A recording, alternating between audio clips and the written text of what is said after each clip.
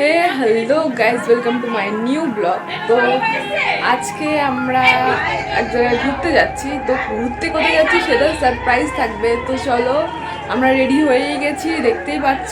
তো আমাদের এখন অটো টোটো করে আমরা স্টেশন পৌঁছাবো, তারপরে তোমাদেরকে আমি বলবো যে আমরা কোথায় যাচ্ছি। তো চলো যাওয়া যাক।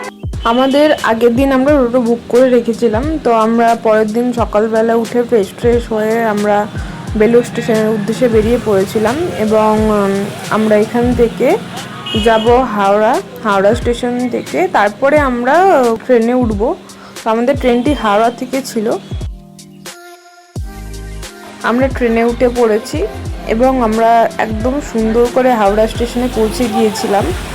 তারপর আমরা চলে গেছিলাম ওয়েটিং রুমের উদ্দেশ্যে, কারণ আমরা অনেক তাড়াতাড়ি হাওড়া স্টেশনে পৌঁছে গিয়েছিলাম। আমরা একটু সময় দিয়ে আগেই বেরিয়েছিলাম, কারণ যদি ট্রেনের প্রবলেম থাকে, কারণ বেলুড় বা বালি থেকে যারা যাতায়াত করে মেন লাইনে, তার একটুখানি কার সিটের সমস্যা হয়। তো যাই হোক, আমরা টাইম মতোই পৌঁছে গেছি। তো আমরা এখন ওয়েটিং রুমের দিকে চলে যাচ্ছি। আমরা এখন চলে এসেছি হাওড়া স্টেশনের ওয়েটিং রুমের একদম সামনে। তো এটা একটু উপরে যেতে হয়। তো দেখো, আমরা সিঁড়ি দিয়ে উপরে উঠে যাচ্ছি। আমার হাজব্যান্ড আগেই উপরে উঠে যাচ্ছে। উনি হয়েছিল এই ট্যুরে আমার ক্যামেরাম্যান, আমার ট্যুর গাইড বলতে পারেন আর কি। তো আমি ফার্স্ট টাইম ঘুরতে গেছিলাম দার্জিলিংয়ে, এটা আমার লাইফে ফার্স্ট। তো আমার এক্সপিরিয়েন্সটা একটু অন্যরকমই ছিল, এক্সাইটমেন্ট ছিল।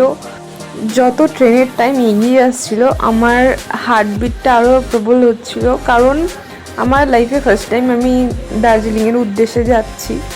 তো আমরা প্রায় 12টার সময় পৌঁছে গিয়েছিলাম হাওড়া স্টেশনে এবং আমাদের ট্রেন ছিল 4টের সময়। তো অনেকক্ষণই আমরা ওয়েটিং রুমে ছিলাম। তো যাই হোক, আমরা ওয়েট করার পর আমাদের অবশ্যই ট্রেনটি দিয়ে দিয়েছে। আমরা সরাইঘাট সুপারফাস্ট এক্সপ্রেসে যাচ্ছি। এই ট্রেনটির সব থেকে সুন্দর হচ্ছে গিয়ে ব্যাপার, এই ট্রেনটিতে আমরা সূর্য অস্তে যাওয়া দেখতে পারি। আপনার সিটটি আপনি যদি জানলার সামনে নেন এবং সেটা বাঁদিকে থাকে, তাহলে আপনি সূর্য অস্তে যাওয়াটা পুরো দেখতে পাবেন। এবং এত সুন্দর লাগে যখন সূর্যটা প্রায় শেষের দিকে এবং সূর্যটা মুসুর ডালের মতো হয়ে আসে, সেই এক্সপিরিয়েন্সটাও আমার কাছে নতুন ছিল। আমি এর আগে গেছিলাম দূরে ঘুরতে, তো সেইখানে গিয়ে এই ফিলিংসটা হয়নি। তো এটা আমার কাছে নতুন, খুব ভালো লেগেছে আমার ঘুরে। তো আমাদের ট্রেন দিয়ে দিয়েছে প্ল্যাটফর্মে, 15 নম্বর প্ল্যাটফর্মেই দিয়েছিল এবং আমাদের ট্রেনটি চলে এসছে। তো এবার আমরা যাব আমাদের কোচের দিকে। আমরা এসি কোচ বুক করেছিলাম। তো চলুন আমরা এসি কোচের দিকে এগিয়ে যাই। আমাদের ট্রেনটির কোচটা একদম ফার্স্টের দিকে পড়েছিল। তো আমরা এখন এগিয়ে যাই, চলুন ট্রেনে উঠে পড়ি, তারপরে আপনাদের সাথে আবার কথা হবে। তো আমরা হাঁটতে হাঁটতে আমাদের এসি কোচে চলে এসেছি এবং আমরা একটা সুন্দর এন্ট্রি নিয়ে আমরা ট্রেনে উঠে পড়েছি এবং আমার হাজব্যান্ড পরে উঠেছে। তারপরে আমাদের সাথে আরেকজন এসেছে, আমাদের দাদা ভাই, সেটা আপনাদেরকে বলা হয়নি। আমরা 3জন মিলে যাচ্ছিলাম ঘুরতে। দাদা ভাই গিয়েছিল দাদা ভাইয়ের কাজে। তো যাই হোক, আমাদের ঘোরার এক্সপিরিয়েন্স খুবই সুন্দর এবং আমাদের ট্রেনটি একদম টাইমে 4:05 ছেড়ে দিয়েছে। এই সবে লিলুয়া ক্রস করে বেলুড় ঢুকলো। আমার সিটটা উইন্ডোরে পেয়েছিলাম, আমার খুবই ভালো লেগেছে। এই যে চলে এসছে মহারাজ, আমার হাজব্যান্ড। তো উনি একটু লজ্জা পাচ্ছিল ফার্স্ট টাইম, যেহেতু আমি ওনার ভিডিওটা আমি ওরমভাবেই নিয়েছি। তো আমরা সুন্দর মনোরম দৃশ্য দেখতে দেখতে আমাদের গন্তব্যের দিকে এগিয়ে যাচ্ছি। এই যে আমরা এখন যে দৃশ্যটি দেখছি, এই যে উইন্ডোর সিটে বসার মজা, এটাই একটু অন্যরকম। দেখুন, আস্তে আস্তে সূর্যটা অস্তে যাচ্ছে এবং এখন অনেকটা রোদ আছে। এরপরে যখন আস্তে আস্তে মুসুর ডালের মতো দেখতে হবে না, সেই দেখতে দেখুন। তো যাই হোক, আমরা বর্ধমান ঢুকে গেছি। তো বর্ধমান থেকেও লোক উঠবে। বর্ধমান ছেড়ে দেওয়ার পর আমরা আমাদের ডিনার করা চালু করে দিয়েছিলাম, কারণ আমাদেরকে রাত্রিবেলা 1টার সময় নামাবে এবং আমাদেরকে 7টা 7:30 অবধি ওয়েট করতে হবে। তো আমরা 9:30টার মধ্যে আমাদের ডিনার কমপ্লিট করে নিয়েছিলাম এবং একটু রেস্ট নিয়ে নেব। আর আমাদেরকে যেহেতু 1টার সময় নামাবে, তাই জন্য আমাদেরকে আবার নেমে ওয়েটিং রুমে ওয়েট করতে হবে। এটাই একটা সমস্যা এই ট্রেনে, যে অনেক রাত্রিবেলায় নামায়, তো অত রাত্রে যাওয়ার মতো অবস্থা থাকে না, তো ওয়েটিং রুমে ওয়েট করতেই হবে, এটা স্বাভাবিক। এখন বাজে 1:08 আর আমাদেরকে এনজেপি স্টেশনে নামিয়ে দিয়েছে একদম অন টাইম। এখন আমাদেরকে ওয়েট করা ছাড়া কোনো উপায় নেই, তো আমরা চলে যাচ্ছি ওয়েটিং রুমের উদ্দেশ্যে। আমরা এখন 7:30 অবধি ওয়েট করব, তারপরে আমাদের গাড়ি যেহেতু বলা আছে, আমাদের হোটেল থেকে গাড়ি বলা আছে, আমরা প্রথমে চলে যাব অলধারা। আমরা অফবিট বুক করেছিলাম, খুবই সুন্দর। তারপর আমরা ওখান থেকে দার্জিলিংয়ে যাব। তো আমরা এখন ওয়েটিং রুমে চলে এসেছি। তো এখন বাজে ভোর 5টা। একটু চা খাবো, খেয়ে দিয়ে আবার রেস্ট নিয়ে তারপরে ফ্রেশ হয়ে তারপর আমরা সকালবেলা বেরিয়ে পড়বো গাড়ির উদ্দেশ্যে। তো আমাদের গাড়িওয়ালা আমাদের কল করে দিয়েছে, আমরা এখন যাচ্ছি নিচে, আমাদের গাড়িওয়ালা আসছে অন দ্য ওয়ে। তো আমরা আস্তে আস্তে নিচের দিকে নেমে যাই, তারপরে আমাদের গাড়িওয়ালা আসলে আমাদেরকে নিয়ে সাইট সিন করাতে নিয়ে যাবে অলধারা ভিউ পয়েন্ট হোমস্টেতে। এনজেপি স্টেশনটি এখনও রিনোভেট হচ্ছে, আপনারা দেখতেই পাচ্ছেন। এই যে ব্রিজটির খাম্বাগুলো এখন রেডি হচ্ছে, এইটা একেবারে ডাইরেক্ট যাতে লোকে মানে গাড়ি নিয়ে স্টেশনে চলে যেতে পারে সেই রকম ব্যবস্থা করছে। ওখানে ব্রিজ টাইপের হবে আর কি। আমরা ওখানে লোকজনকে জিজ্ঞেস করে আর কি জানতে পারলাম। তো কথা বলতে বলতে আমাদের ড্রাইভার দাদাও চলে এসছে, খুবই ভালো দাদার ব্যবহার। আমি দাদার কন্ট্যাক্ট নাম্বার আমার স্ক্রিনে দিয়ে দেব, আপনারা কন্ট্যাক্ট করতে পারেন। দাদা এত ভালো আমাদেরকে গাইড করেছে এবং এত সুন্দরভাবে আমাদেরকে নিয়ে গেছেন না, জাস্ট অসাধারণ। একদিন দাদা আমাদের সাথে ছিল, কারণ দাদার আমাদেরকে পৌঁছানোর কথা একদম দার্জিলিংয়ে, তো যেই হোটেলটা আমরা নিয়েছিলাম সেইখানে। তো দাদা আমাদের সাথে অলধারাতে একদিন ছিল, খুবই সুন্দর দাদার ব্যবহার। উনি পাঞ্জাবি, এত ভালো ওনার ব্যবহার আমার লেগেছে। আমি আপনাদেরকে বলবো, আমি দাদার নাম্বার দিয়ে দেবো, বারবার করে বলছি আপনারা একটু দাদার সাথে কন্ট্যাক্ট করে নেবেন। তো কথা বলতে বলতে আমরা চলে এসেছি বেঙ্গল সাফারি। তো দুর্ভাগ্যর বিষয় বেঙ্গল সাফারি বন্ধ ছিল, তো সেই জন্য আমরা ভেতরে একটি মনেস্ট্রি আছে, ওই মনেস্ট্রিটায় চলে গেছিলাম। চলুন আপনাদেরকে মনেস্ট্রিটা দেখাই, খুবই সুন্দর মনেস্ট্রিটা। এর পরের ভয়েস ওভারটি আমার হাজব্যান্ড দেবে ফার্স্ট টাইম, তো চলুন দেখুন কেমন লাগে। আমরা জঙ্গল সাফারির ভিতরে এসেছিলাম, ওখান থেকে পিছন দিকে একটা মনেস্ট্রি দেখতে এসেছি। সাধারণত এটা সবসময় দেখা যায় না। আসো একবার মনেস্ট্রিটা তুমি একটু দেখিয়ে দাও। এটা আপনাদেরকে আমরা বাইরে থেকে দেখাচ্ছি, কিন্তু আমরা 9টার সময় ওপেনিং, আমরা একটু আগেই চলে এসেছি। 9টায় খুললে তখন ঢুকবো ভেতরে, পুরো ভিতরটা দেখাবো। আর মনেস্ট্রি ঠিক পিছন দিকে একটা খুব সুন্দর রিভার আছে, যেটার দিকে আমরা এখন যাচ্ছি দেখার জন্যে। সেটা দেখি, আমরাও ফার্স্ট টাইম দেখছি। এটা পুরোটা ফরেস্টের আন্ডারে। আপনারা দেখুন সামনে, রিভারের সামনে দিয়ে পুরো ওখান থেকে হিল দেখা যাচ্ছে, চারিদিকে পাহাড়।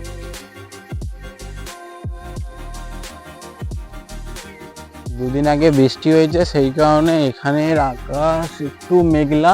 আশা করি আজকে সারাদিন ওয়েদার ভালোই থাকবে, তাই পরে পরিষ্কার অনেকটা ভিউ পাওয়া যাবে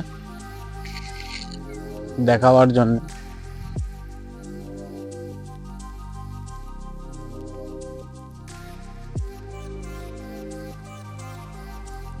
একটা মনেস্ট্রির পিছন দিকে যে রিভারের কথা আপনাদেরকে বলছিলাম, সেই রিভারটা আপনারা অবশ্যই আসবেন এখানে দেখতে, কারণ এখান থেকে ভিউটা খুব সুন্দর। সামনে এখন মেঘলা বলে আমরা দেখাতে পারছি না। এই জায়গাটা পুরো পাহাড়ে ঘেরা, আর এখান থেকে বয়ে যাচ্ছে সেই ছোট্ট নদী। আমরা সেইখানে এসছি।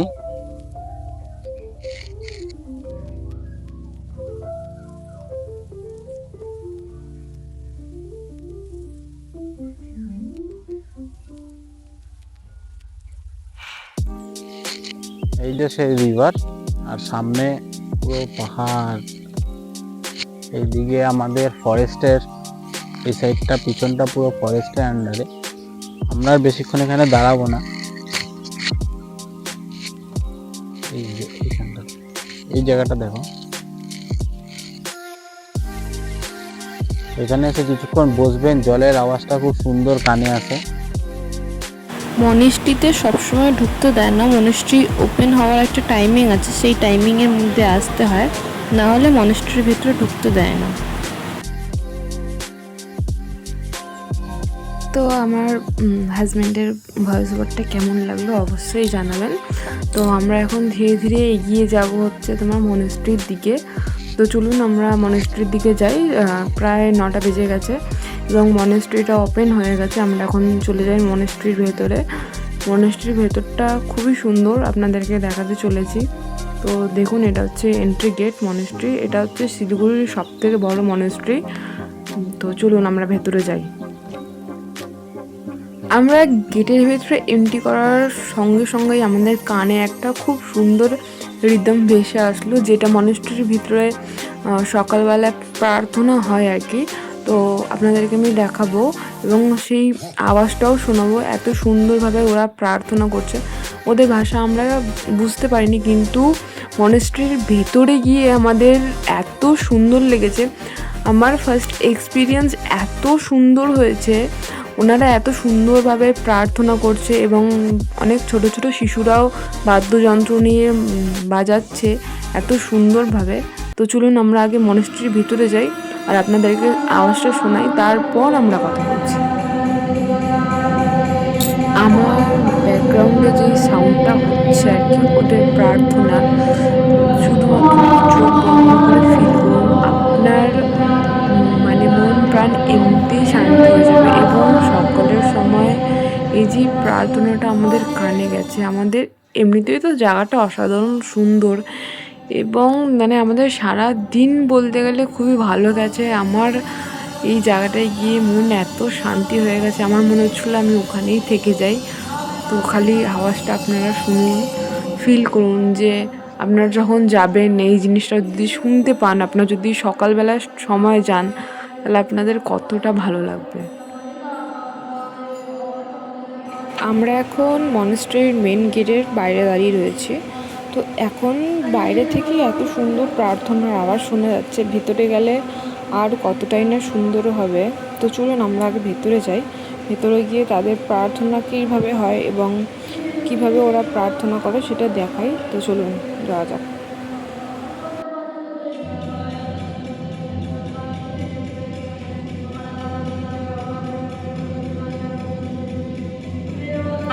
তো আমি এটা জানতাম না, আমাকে আমার হাজব্যান্ড জানালো যে বুদ্ধ মন্দিরে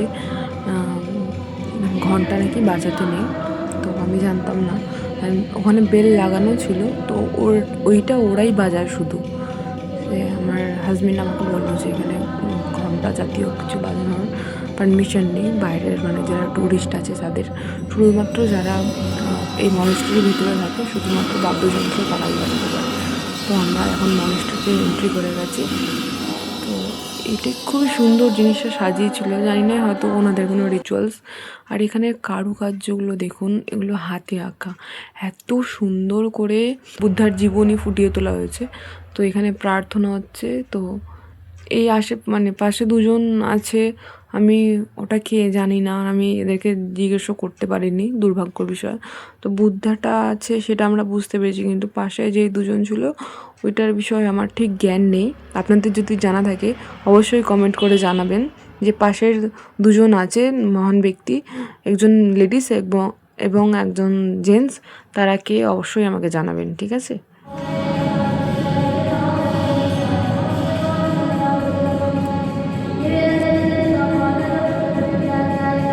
এখানে আর ভয়েস ওভার দিয়ে জিনিসটাকে খারাপ করার আমার কোনো ইচ্ছাই নেই, কারণ এত সুন্দর প্রার্থনা হচ্ছে, সেটা শুনেই মানুষের মন শান্তি হয়ে যাবে।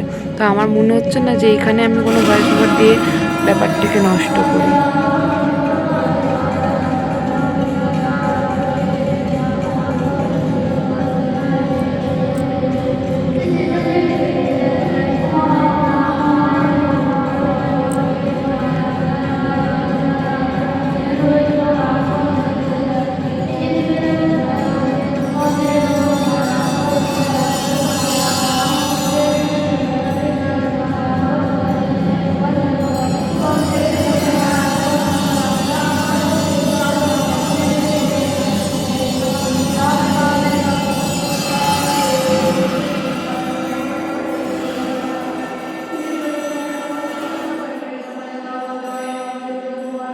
আমরা এবার এখান থেকে বেরিয়ে যাব এবং বেঙ্গল সাফারি যেহেতু বন্ধ, তো আমরা যখন গেছিলাম তখন দ্রৌপদী মুর্মুর আসার কথা ছিল বলে অনেক কিছু বন্ধ ছিল।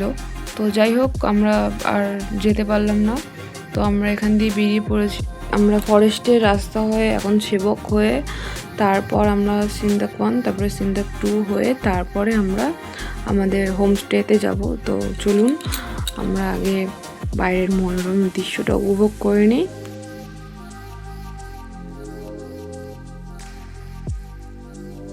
এরপর আপনারা যেই ব্রিজটি দেখছেন, এই ব্রিজটি হচ্ছে করোনেশন ব্রিজ। তো এইটি তিস্তা নদীর পাশে অবস্থিত। আপনারা দেখতেই পাচ্ছেন এক পাশে তিস্তা নদী বয়ে যাচ্ছে এবং পাশেই বড় বড় চূড়া পাহাড়ের দেখা যাচ্ছে। তো এই যে ব্রিজটি ক্রস করে আপনারা চলে যাবেন বাগডোগরের পথে এবং আমরা এইখান থেকে সিধা যাব, আমরা ব্রিজটি ক্রস করব না। তো আপনারা দেখতে পাচ্ছেন নিচে তিস্তা নদী এবং পাশেই সুন্দর সুন্দর চূড়া উঁচু করে দাঁড়িয়ে আছে পাহাড়। তো আমরা এখানে কিছুক্ষণ দাঁড়িয়ে ফটো তুলে একটু স্টে করে তারপরে আমরা আবার বেরিয়ে পড়েছিলাম আমাদের যাত্রাপথের উদ্দেশ্যে। তো চলুন, এই যে তিস্তা নদীটি যখন বর্ষাকালে ফুলে ফেঁপে ওঠে তখন কি সুন্দর যে লাগে, অসাধারণ, বলার মতো না। আমরা আশেপাশে মনোরম দৃশ্য উপভোগ করতে করতে এগিয়ে যাচ্ছি আমাদের গন্তব্যের দিকে। তো চলুন যাওয়া যাক। তো অনেকক্ষণ ঘোরাঘুরি করার পর আমাদের খিদা পেয়ে গেছিলো। একটু সকাল সকাল আমরা ব্রেকফাস্ট করে নিয়েছি, প্রায় 10টা সাড়ে 10টা বেজে গেছিলো। আমরা চলে এসেছি একটি রেস্টুরেন্টের সামনে। দাদাই আমাদেরকে দেখা হলো, রেস্টুরেন্টে নাকি খুবই ভালো। তো আমরা এখন একটু ব্রেকফাস্ট করে নিয়ে তারপরে আবার বেরিয়ে পড়বো আমাদের গন্তব্যের উদ্দেশ্যে। তো চলুন আমরা একটু ব্রেকফাস্ট করে নিই। তো এখানকার দুটো পপুলার ডিশ আমরা নিয়ে নিয়েছি, মিক্স ম্যাগি আর মোমো, আমার ফেভারিট মোমো। তো চলুন আমরা বেরিয়ে পড়েছি আবার আমাদের গন্তব্যে। আমাদের ব্রেকফাস্ট কমপ্লিট হয়ে গেছে এবং আমরা এখন বেরিয়ে পড়েছি। এরপর আমরা যেই জায়গাটিতে যেতে চলেছি এটি মামপুতে অবস্থিত এবং এইটি রবীন্দ্রনাথ ঠাকুরের বাড়ি বলেই সবাই জানে। এটা এখন মিউজিয়ামে পরিণত করা হয়েছে। তো রবীন্দ্রনাথ ঠাকুরের এখানে খুব সুন্দর সুন্দর জিনিস এবং স্মৃতিচারণের জন্য অনেক কিছু রাখা হয়েছে। তো আমরা মিউজিয়ামের ভেতরে যাব, যতটা পারবো আপনাদের দেখাবো, কারণ একদম ভেতরে যে জিনিসগুলো সংরক্ষিত করা আছে সেগুলোতে মানে ফোন বা ক্যামেরা নিয়ে যাওয়া অ্যালাউ নেই, আর ওগুলো দেখাও যায় না। আপনি গিয়ে নিজের চাক্ষুষ দর্শন করতে পারেন, কিন্তু ফোন বা ক্যামেরা অ্যালাউ নেই এখানে। তো আমরা এখন রবীন্দ্রনাথ ঠাকুরের বাড়ি ছিল এককালে, উনি যখন শিলিগুড়িতে আসতেন এইখানেই এসে উনি নিজের সময় কাটাতেন এবং খুব সুন্দর সুন্দর এইখানে বসে নাকি উনি কবিতা লিখেছিলেন। তো সেইগুলোও আছে, যদি আমি দেখাতে পারি অবশ্যই আপনাদেরকে দেখাবো। তো চলুন আমরা ধীরে ধীরে এগিয়ে যাই। এই যে রবীন্দ্রনাথ ঠাকুরের গেস্ট হাউসটি রয়েছে, এটি সান্দাক 2-এ অবস্থিত। জায়গাটার নাম হচ্ছে গিয়ে মামপু। অবশ্যই আপনারা যখন আসবেন তখন জিজ্ঞেস করে নেবেন আপনাদের যে গাড়ির ড্রাইভার থাকবে কিংবা আপনাদের যে গাইড থাকবে তাকে অবশ্যই জিজ্ঞেস করে নেবেন, আসবেন এসে ঘুরে যাবেন। খুবই সুন্দর জায়গা। তো দেখুন আমরা এখন ভেতরে ঢুকেছি, আমাদের এইটুকু জায়গাতেই ক্যামেরা বা ফোন অ্যালাউ করছে, এরপরে আর করছে না। তো এইখানে যখন রবীন্দ্রনাথ ঠাকুর আসতেন ঘুরতে তখন এইখানেই উনি থাকতেন। দেখুন খুবই সুন্দর, ভেতরেও খুবই সুন্দর, ওনার স্মৃতিচারণে সব রাখা হয়েছে।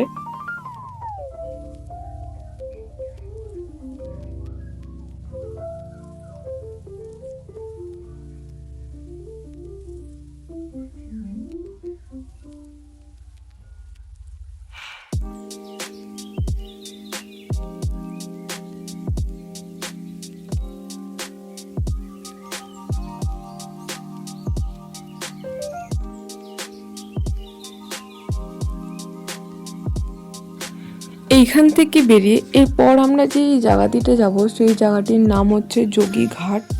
এর নিচে একটি খুব সুন্দর ঝর্ণা আছে। তো আমরা সেই ঝর্ণাটিতে যাব নিচের দিকে নেমে।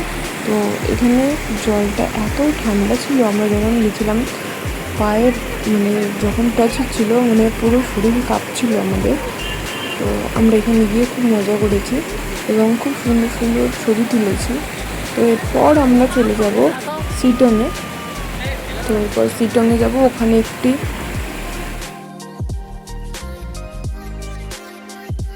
তো এখন আমরা আছি নামথিং পোখরি লেকের সামনে। তো এখানে কিছু একটি দেখা যায়, সেই জিনিসটি কি আমি ঠিক জানি না। তো তোমাদের জানা থাকলে অবশ্যই তোমরা কমেন্ট করে জানিও যে ওখানে কি দেখা যায়। তো আমরা এখান থেকে বেরিয়ে পড়েছি এবং আমরা আমাদের হোমস্টের সামনে চলে এসেছি। তো আমরা অনেক জায়গায় ঘুরেছি, তো সেই সব ক্লিপ তো আর দেওয়া সম্ভব না, তাহলে হয়তো 5-6 ঘন্টার ভিডিওটি হয়ে যাবে। তো আমরা কেটে কেটে কিছু সুন্দর সুন্দর ক্লিপ আপনাদের কাছে তুলে ধরেছি। তো আমরা এখন চলে এসেছি আমাদের হোমস্টের সামনে একদম। তো তোমরা দেখতেই পারছো সামনের দিকের ভিউটা এত সুন্দর। তো দুর্ভাগ্যের বিষয় হচ্ছে এখনও এখানে কুয়াশা কাটেনি, আর আমরা যেই দুদিনই ছিলাম একদিনও কুয়াশা কাটেনি। তো আমরা দুর্ভাগ্য বিষয় তো কাঞ্চনজঙ্ঘা দেখতে পাইনি। তো দুঃখ নেই, যেহেতু দেখতে পাইনি তাই আমাদের হোপ রয়েছে যে আমরা আবার নেক্সট টাইম যাব, গিয়ে কাঞ্চনজঙ্ঘা অবশ্যই দেখে আসব। তো চলো আমরা যাই, দেখি আমরা পরের দিন দেখতে পাই কি না কাঞ্চনজঙ্ঘা। তো মনটা খারাপ হয়ে গেছিলো, তাও খুব সুন্দর আমরা এনজয় করেছি। এবং আমরা যেই হোমস্টেটায় ছিলাম তোমাদেরকে বলি, সানরাইজ ভিউ পয়েন্ট হোমস্টে, এখানের যে দাদারা রয়েছে খুব সুন্দর, ওনাদের ব্যবহার ছিল। তো তোমরা দেখতেই পাবে। চলো আমরা আগে চলে যাই আমাদের রুমে।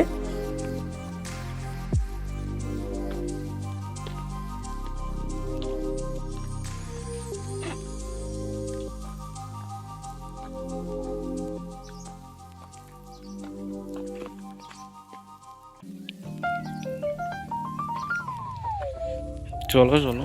তো আমি তো সেলিব্রিটির মতো নামছি এবং আমার হাজবেন্ড আর দাদার অবস্থা খারাপ, যেহেতু প্রথমে আমাদেরকে অনেকটা উপরে উঠতে হয়েছে লাগেজগুলো নিয়ে, তারপরে আবার ওই লাগেজগুলো নিয়েই দেখতেই পাচ্ছ নিচের দিকে আর কি রুমগুলো রয়েছে।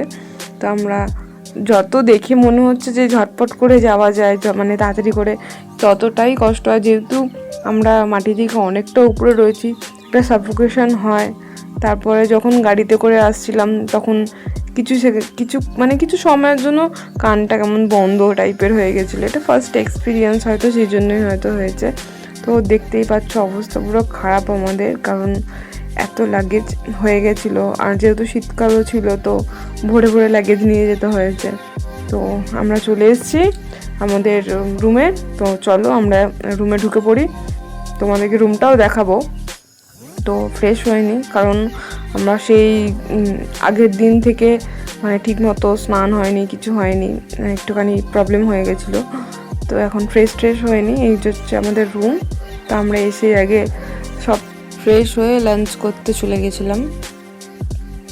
তোমাদের রুমটা কেমন লাগলো অবশ্যই জানিও। আমি প্রাইসটা জানিয়ে দেবো যে কীরকম ভাড়া ছিল এখানের, অ্যাড করে দেবো আমি আমার স্ক্রিনে। তো দেখো আমরা ফ্রেশ হয়ে বসে পড়েছি খাবার দাবার খেতে। আর এখানে রুমের সাথে ইনক্লুডেড রয়েছে এখানে খাওয়া দাওয়া। আপনারা যদি কিছু খেতে চান না, স্ন্যাক্স তাহলে ওদেরকে আগে জানাতে হবে, তাহলে ওরা রেডি করে দেবে। বনফায়ারও হয়, তো ওরা আগের থেকে ওদেরকে জানাতে হয়, কারণ ওরা গিয়ে জিনিসপত্রগুলো নিয়ে আসে, সব কিছু তো আর সবসময় থাকে না। তো ওদেরকে আগের থেকে জানাতে হবে। তো আমরা খেতে বসে পড়েছি। তো আমাদের মেনু একদম নর্মাল মেনু ছিল, মানে ভাত, ডাল, আলু ভাজা, পাঁপড় ভাজা, তরকারি, বেশ ঝুড়ি করে আলু ভাজা, স্যালাড, তো সব রকমই ছিল। তো আমরা একটু রেস্ট নিয়ে বিকাল হয়ে গেছিলো, তো আমাদের স্ন্যাক্স চলে এসেছিলো। তো আমরা এক্সট্রা করে কিছু আনাইনি। তো আমাদের ভেজ পকোড়া দিয়েছিল আর চা ছিল। তুমি যদি দুধ চা নিতে চাও সেটাও ওদেরকে আগের থেকে বলে দিতে হবে, না তো ওরা নর্মাল ব্ল্যাক টি দেবে। তো যাই হোক, আমরা ফ্রেশ হয়ে আবার চলে গেছিলাম রাত্রে খাওয়া দাওয়া করতে, কারণ আমরা প্রচুর টায়ার্ড হয়ে গেছিলাম। আর সবথেকে বড়ো কথা, রাত্রে ওখানে সেরকম কিছু করার নেই, যেহেতু বাইরে বেরোনো অফবিট, সেরকম করার মতো কিছুই নেই রাত্রিবেলা। ওই বনফায়ারটা যদি অনেকজন আসেন তাহলে করতে পারবেন। তো আমরা খাওয়া দাওয়া আমাদের স্টার্ট করে দিয়েছি। রাত্রিবেলা ডিমের আইটেম ছিল। তো চলো আমরা খেয়ে নিই, খেয়ে আমরা পরের দিন সকালে আসছি, তখন তোমাদের সাথে কথা হচ্ছে। আমরা ভোরবেলা 5টার সময় উঠে পড়েছিলাম যে সানরাইজ দেখব, কিন্তু আমাদের সানরাইজ দেখা আর হলো না। দেখতেই পাচ্ছ কীরকম ফগি ওয়েদার হয়ে রয়েছে। তো যাই হোক, আমরা সকালবেলা উঠে মনোরম দৃশ্যটাকে উপভোগ করলাম। দেখতেই পাচ্ছ খুবই সুন্দর লাগছে, ফগ আছে তাই এত সুন্দর লাগছে। এই যে আমার বর আমাকে ছেড়ে দিয়ে ওইখানে চলে গেছে, আমাকে একা একা এখান থেকে নামতে হবে। ভয় তো লাগছেই, তাও নামার চেষ্টা করছি। নিচের দিকে নেমে যাব। এই যে এখন সানরাইজ হচ্ছে, বাট ক্লাউডি ওয়েদার যেহেতু, তাই জন্য আমরা কাঞ্চনজঙ্ঘার সৌন্দর্য এখনও সেরকমভাবে দেখতে পাইনি। প্রচুর ক্লাউডি হয়ে রয়েছে। আর আমার বর আমাকে ছেড়ে সুইসাইড পয়েন্টে আগে চলে গেছে। তো চলো আমরা এখন আস্তে আস্তে এগিয়ে যাই সুইসাইড পয়েন্টের দিকে। ওইখানের ভিউটা আরও সুন্দর।